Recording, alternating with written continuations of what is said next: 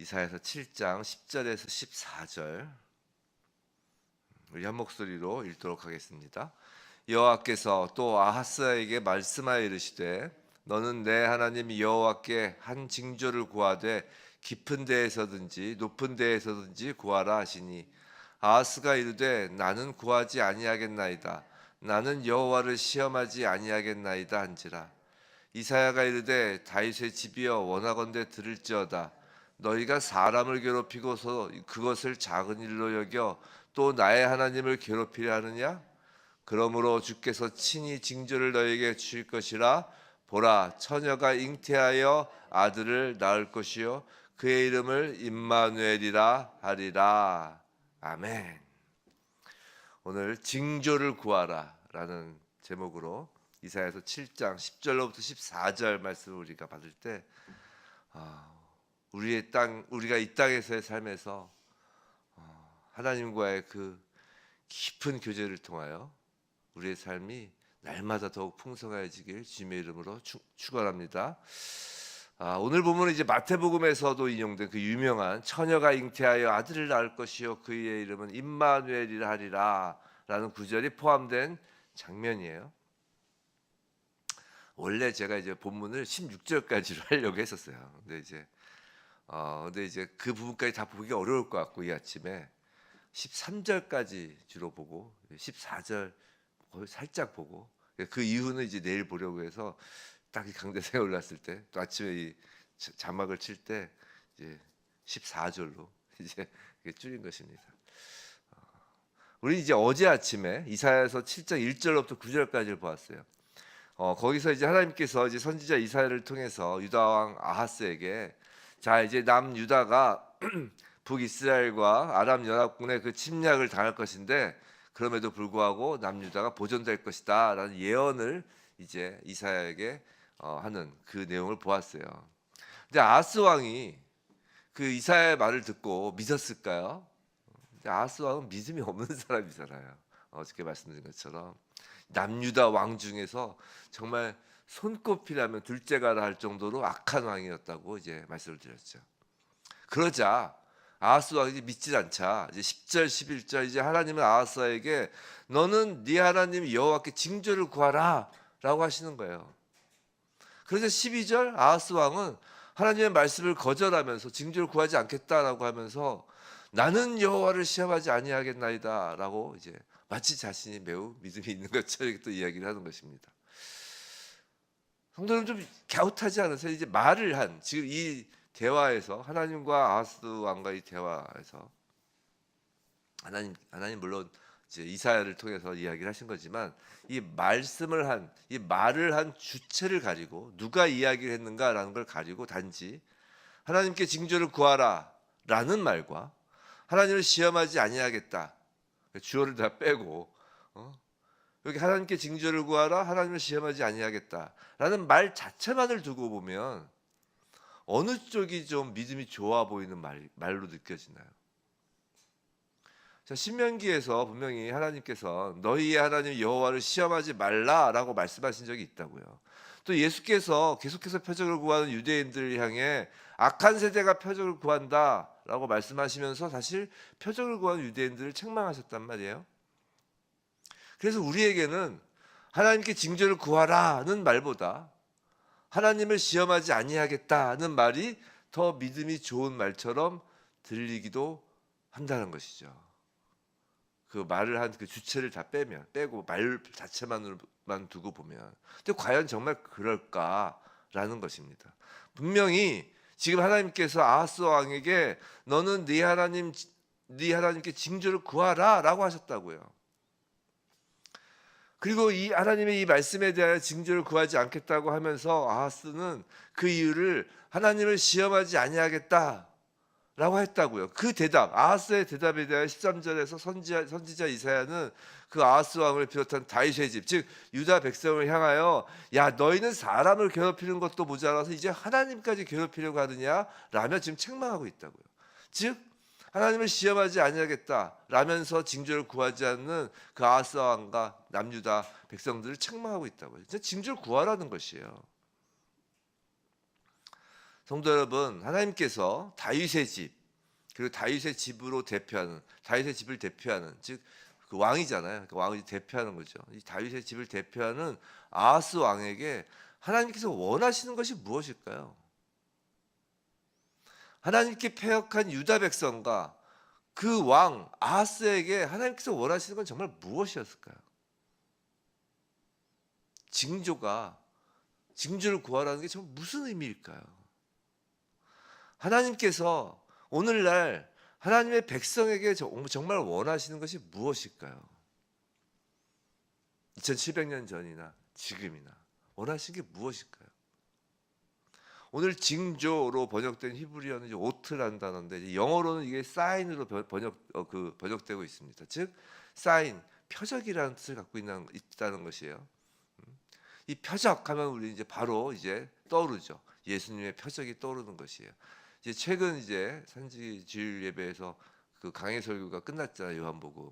거기서 이제 예수님의 7가지 표적을 보았죠. 표적의 책이었잖아요. 앞이. 그 표적, 그럼 표적은 무언가를 이제 가리키는 사인, 즉 무언가를 가리키는 것이 이제 목적이 된다는 것이에요. 예수님의 그 7가지 표적은 각 표적마다 가리키는 것이 있었어요. 오늘 아침에 그 7가지 표적을 다 이제 다시 말씀드리기는 어렵고, 첫 번째 표적만을 대표적으로 보자고요. 자, 예수님의 첫 번째 표적은 무엇인가요? 잘 아시는 바와 같이 물을 포도주로 변하게 하신 표적이에요.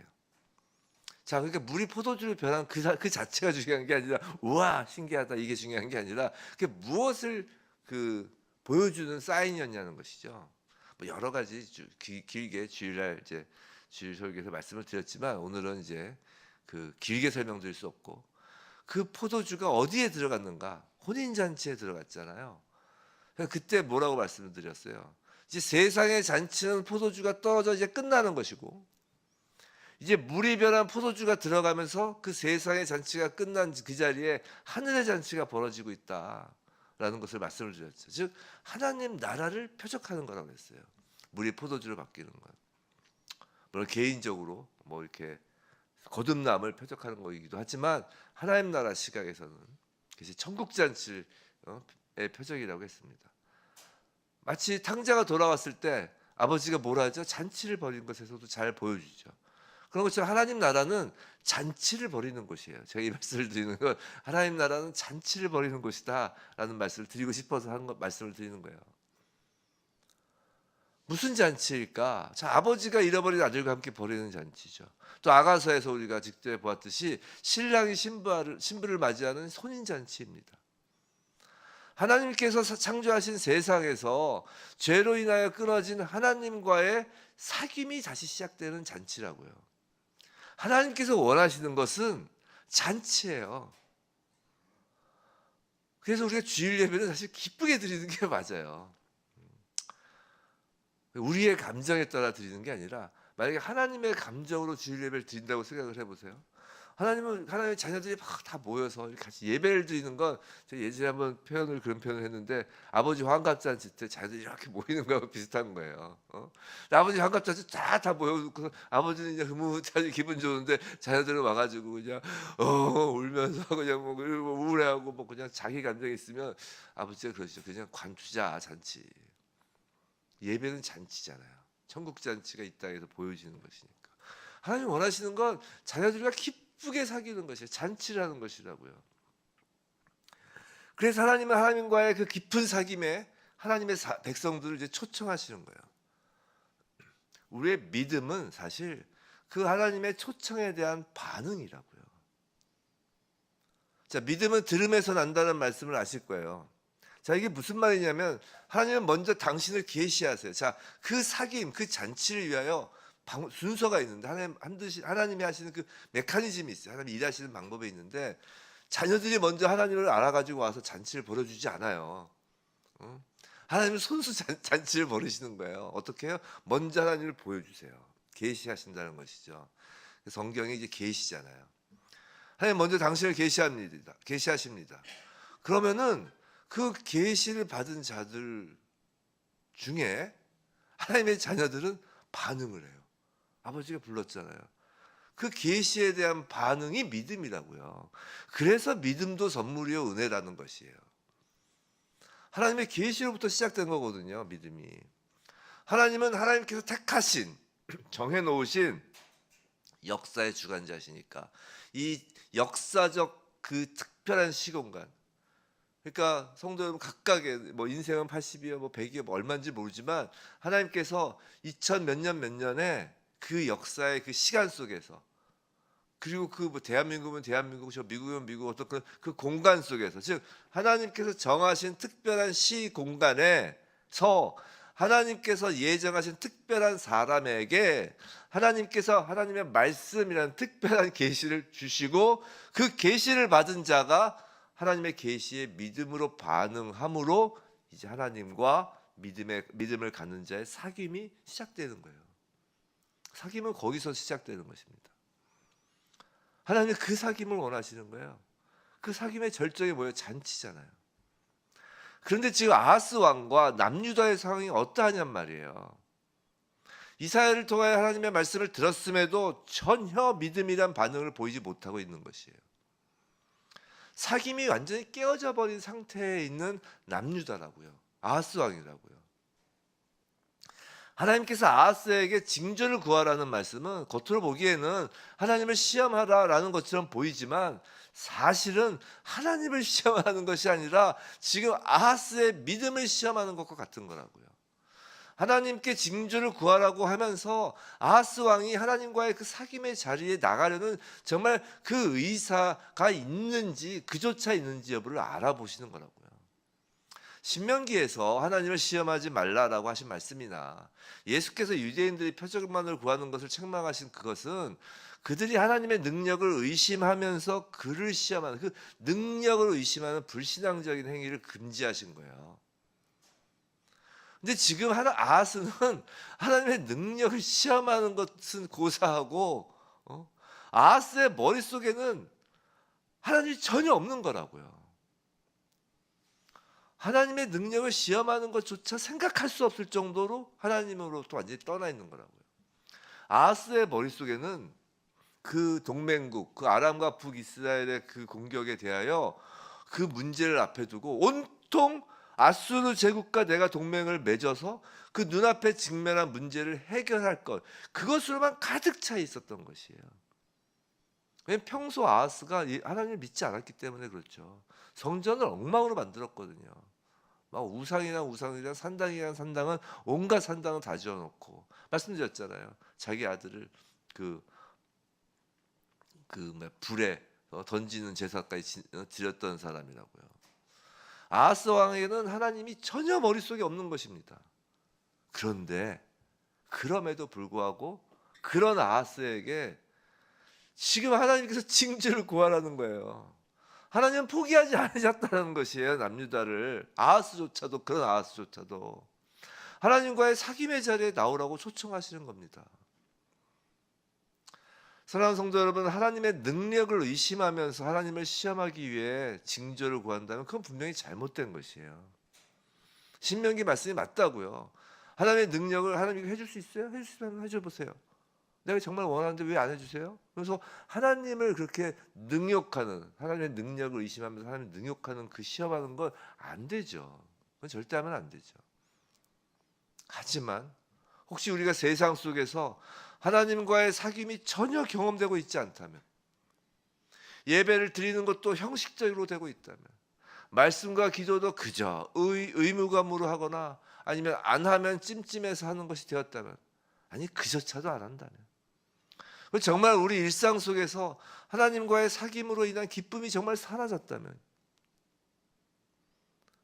또는 죄로 인한 그 사단의 참소가 너무 극심해서 하나님을 향하지 못하였던 시간이 너무 길어져 마치 탕자처럼 하나님으로부터 마음이 떨어져 나갔다면, 그 탕자가 몸이 떠난 것은 우리의 마음이 하나님을 떠난 것을 비유하는 거잖아요. 또는 세상의 환난과 고난이 너무 깊어서 이거 언제 끝날지 알 수 없는 그 고난의 터널이 너무 깊어서 정말 예수 그리스도의 십자가 구원이 이제 전혀 나와 상관없이 느껴질 때, 정말 천국 잔치의 기쁨을 이 땅에서 완전히 상실했다면, 그리고 머릿속에 그냥 현실의 문제만 가득해가지고 정말 세상에서 그 권력과 돈만, 세상의 그 권력과 돈만 머릿속에 가득해지고 그 현실의 문제를 해결할 수 있을 것 같은 그 돈과 권력만 생각나고 정말 먹고 사는 것에 대한 염려로만 가득하다면 오늘 하나님의 말씀대로 징조를 구하라는 것이에요. 징조를 구하시기 바랍니다. 하나님의 사귐을 다시 시작하자고 지금 말씀하시는 거예요. 그건 하나님의 능력을 의심해서 하나님을 시험하는 것도 아니고 하나님을 괴롭히는 것도 아니라는 것이에요. 하나님과 사귀고 싶은 자녀의 마음을 가지라는 것이에요. 아버지를 부르라는 것이에요. 생각해 보세요. 어린아이가 놀이동산에서 아버지를 잃어버리면 아버지를 부르며 찾아야 되는 것이 당연한 것입니다. 아이가 아버지를 찾지 않고 다른 사람의 이름을 부르고 다른 사람을 찾아 쫓아가면 그 아이는 영영 길을 잃을 수 있는 거라고요. 사랑하는 성도 여러분, 그런데 우린 모두 징조조차 구할 엄두도 내지 못할 정도로 하나님과 관계가 끊어진 자였다고요. 그것이 복음의 시작이잖아요. 요새 에베소서 강의하지만 복음의 시작이 뭐였어요? 죄잖아요, 죄. 우린 관계가 끊어진 자라고요. 아버지라고 부를 수 없는 존재였다고요. 우리가 아하스 왕을 지금 이야기하지만 아하스 왕보다 더 패악하면 패악했지 덜하지 않은 사람이라고요. 그런 우리에게 아하스에게 하나님께서 징조를 보여주신 것처럼 우리에게 먼저 하나님 편에서 징조를 보여주셨다고요. 우리는 징조를 구할 수 없는 사람들이었다고요. 하나님 편에서 징조를 보여주셨어요. 우리가 그 징조를 구하지도 않았는데 말이죠. 그 징조가 뭐예요? 바로 14절 임마누엘, 예수 그리스도를 보여주신 거예요. 사실 우리에겐 더 이상 징조가 필요하지 않는 것이 맞습니다. 하지만 우리는 이 땅에서 예수 그리스도의 이름을 부르고 구하여야 하는 것이에요. 성도 여러분, 예수를 믿는다는 것은, 우리가 그리스도인이라는 것은, 성도라는 건 이제 믿었으니까 다 끝났다 이게 아니라니까요. 하나님의 목적이 뭐라고 하세요? 하나님이 원하시는 게 뭐라고 그러셨어요? 사귐이라니까요. 그 사귐 안에 들어가는 거예요. 예수 그리스도의 이름을 부르고 구하는 것이 바로 하나님께서 우리에게 원하시는 사귐의 관계로 들어가는 것이라고요. 예수 이름 말고 어떻게 하나님과 사귈 수 있겠어요, 우리가? 예수님만이 길인데. 성도는 그것이 예배인 거예요. 그것이 우리의 일상의 삶, 살아있는 예배이고 하나님과 우리의 기쁨이라고요. 그 사귐을 하는 하나님의 그 초청 앞에서 전 하나님을 시험하지 않을게요, 이런 말을 않을 거라고 하는 건, 그건 이제 초청장을 걷어차는 겁니다. 징조를 구하세요. 아니, 징조를 부르세요. 우리에게 이미 징조가 오셨잖아요. 징조를 부르시기 바랍니다. 날마다 예수의 이름을 부르세요. 정말 그런 경험을 해보세요. 삶이 팍팍하고 힘드십니까? 내가 무엇을 선택해야 될지 모르고, 내가 무엇을 어떤 길로 가야 될지 모르고 막막할 때가 있잖아요. 그럴 때 우리는 그래도 복음을 아는 자잖아요. 그 임마누엘, 그 예수 그리스도의 징조를 받은 자잖아요. 예수의 이름만 쭉 한번 불러보세요. 예수님, 예수님. 또 기쁠 때도 예수님, 예수님. 예수의 이름을 불러보세요. 하나님과의 깊은 사귐이 이루어집니다. 자기 이름을 아무리 불러봐야, 자기 자신의 이름을 불러봐야 하나님과의 사귐은 전혀 없어요. 우리는 보통 자기 자신의 이름을 부르는 거예요. 문제 앞에서 자기 자신의 이름을 부르고, 그게 안 되면 세상의 돈의 이름을 부르고. 솔직히 돈의 이름을 부르면서 얼마나 얼굴에 미소를 짓습니까? 그 인간의 악함이에요. 로또 한 장을 사놓고선 그 로또 발표할 때까지 그 로또가 당첨되는 꿈을 꾸면서 일주일간 그 기쁨 속에 산다는 거 아니에요. 그 인간을 최면시키는 거 아니에요. 마비시키는 거 아니에요. 하물며 로또 한 장을 사도 일주일간 행복하게 해서 계속 로또를 사게 한다는데, 하물며 우리 예수 그리스도입니다. 예수 그리스도의 이름을 부르고 예수 그리스도의 이름을 우리가 품을 때, 그 징조를 우리가 징조의 이름을 부를 때 하나님과의 사귐이 있는 것이고 우리에게 이 땅에서 기쁨이 있는 것이. 부디 날마다 징조이신 예수 그리스도를 구하기를 바랍니다. 그래서 예수 그리스도 안에서 하나님과 높고 깊은 사귐을 나누는 우리 모두이길 주님의 이름으로 축원합니다.